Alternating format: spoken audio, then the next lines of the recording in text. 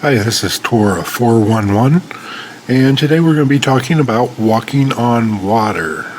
This is about Yeshua walking on the water, and this is in Matthew 14, verses 25 through 26, where it talks about in the fourth watch of the night, Jesus went walking on the sea, and when the disciples saw him walking on the sea, they were troubled, saying, "Is it a spirit?"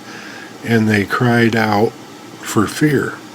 Now, John's Gospel records that the disciples received Yeshua into the ship, and it was already at the land. They saw Yeshua walking, and the Greek word ept indicates that he was not walking on the sea, but alongside the sea. But whether that's true or not, walking on water is also known as a Hebrew idiom. To walk on the water is to walk on a jetty.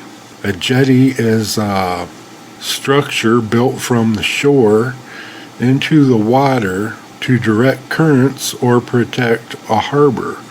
So it is a structure of land right beneath the water that stretches out from the shore.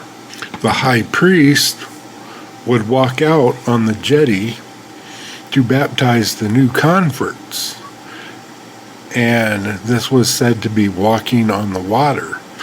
Now, since Yeshua or Jesus did this in the fourth watch of the night, it would seem that he was acting as a high priest, baptizing the new converts, which were known as fishes. And since it was so early in the morning, it might have even been taking place in secret. Now, the disciples were known as fishers of men. This is why when Jesus told them to cast their nets into the water to catch the fishes, he could have been talking about the new converts who were just baptized. And we can also see that he told them to cast their nets on one side of the boat rather than another.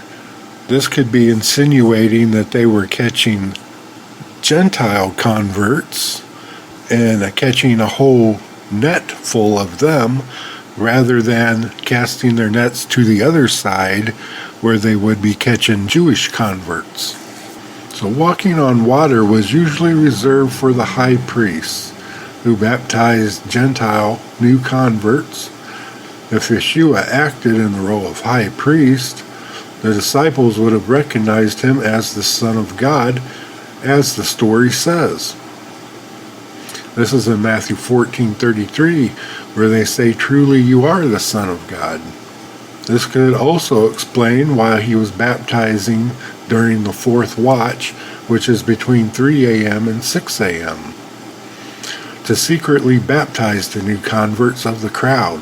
If Yeshua acted as the high priest, the story takes on a whole new meaning, as the disciples can be seen acting as fishers of men who pulled the new converts into the boats with their nets rather than pulling fish in, as the disciples pulling fish into the boat is the literal translation of the scripture. But fish is also metaphors for new convert. The new converts would have been called fishes. The Jewish name for the Zadokite priests were fisher kings, meaning priest and king. Yeshua, the true Melchizedek or fisher king, would have been a Zadok priest and a king in the line of David. He would have been a fisher king. Interestingly, Peter is derived from the Greek Petros, meaning stone, as in Peter began to sink like a stone once he asked to walk on the water as well, or to step out onto the jetty with Yeshua.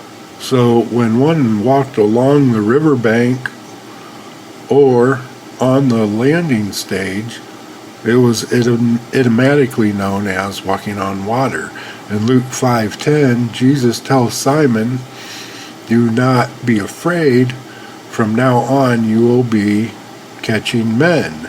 Catching men as fishers of men. Also, if this happened on the Sabbath, the disciples would not have been fishing anyway unless it was for men.